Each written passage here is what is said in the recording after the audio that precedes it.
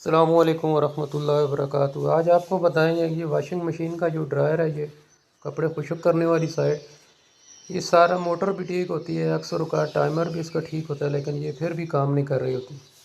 تو اس کے بارے میں آپ کو میں بتا رہا ہوں کہ یہ کیسے ٹھیک کرنا ہے۔ یہ سمپل سا طریقہ ہے، آپ گھر میں خود ٹھیک کر سکتے ہیں، کسی مکینک کے پاس لے کے جانے کی ضرورت نہیں ہے۔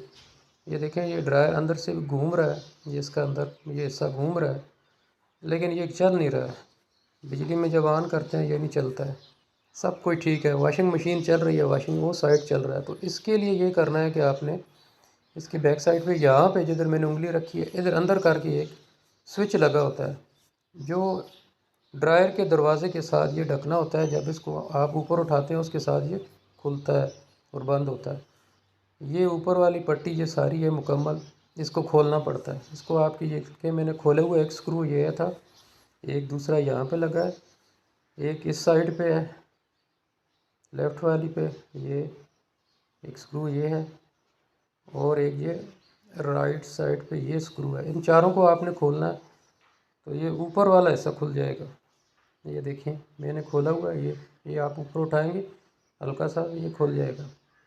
یہ آپ کھول دیں، اس کو سائڈ پہ کر دیں۔ نیچے وال بھی کھولنا ہے، جو دیکھیں نظر آ رہا ہے پانی والا وال، اس کا ڈھکنا چوڑی ہے، کھول دیں۔